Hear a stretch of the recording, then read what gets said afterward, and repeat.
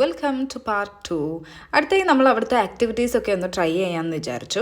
നടക്കാൻ ഒത്തിരി ഉള്ളതുകൊണ്ട് തന്നെ അവരുടെ തന്നെ വണ്ടി വന്നിട്ട് ഞങ്ങളെ പിക്ക് ചെയ്തു. നോക്കൂ ഗൈസ്, നിയാസ് ഇരുന്ന് കഷ്ടപ്പെടുന്നു പാവം. ഫൈനലി ഞങ്ങൾ അവിടെ എത്തി ആൻഡ് അവിടുത്തെ വ്യൂ ഒക്കെ അടിപൊളിയായിരുന്നു. ആദ്യം നമ്മൾ അവിടുത്തെ ബ്രിഡ്ജിലാണ് കയറിയത്. എനിക്ക് കുറച്ച് പേടിയുണ്ടായിരുന്നു, പക്ഷേ ബബി was cool. And then we tried the zip cycling. ബബി എവിടെ പരിപാടി അവതരിപ്പിച്ചാൽ ഇത് തന്നെയാണ് അവസ്ഥ. പകുതിക്ക് എത്തിയിട്ട് സ്റ്റക്കായിട്ട് അവിടെ നിന്ന് അതേപോലെ തിരിച്ചു പോന്നു. And then it was my turn. ഞാൻ നല്ല സ്മൂത്തായിട്ട് പോയി തിരിച്ചു വന്നു. നിയാസ് ഇതൊരു മത്സരമായിട്ട് എടുത്തോന്നൊരു ഡൗട്ട്. ദേ പോണ്. അങ്ങനെ നമ്മൾ കുറച്ച് ഫോട്ടോഷൂട്ടും റീൽസ് എടുക്കലും ഒക്കെ കഴിഞ്ഞ് നമ്മൾ നേരെ പോയത് കേവ് ഹൗസ് കാണാനാണ്. കേവ് ഹൗസ് ശരിക്കും എക്സ്പീരിയൻസ് ചെയ്യേണ്ട ഒന്ന് തന്നെയാണ്. We will get the feel of very close to the nature. എല്ലായിടത്തെയും ഹൈലൈറ്റ് എന്ന് പറയുന്നത് അവിടുത്തെ വാഷ്റൂം ആണെന്ന് തോന്നുന്നു. അങ്ങനെ അവിടെ നിന്ന് നമ്മൾ കുറച്ച് റീൽസും ഫോട്ടോസും ഒക്കെ എടുത്ത് നേരെ ചായ കുടിക്കാൻ പോയി.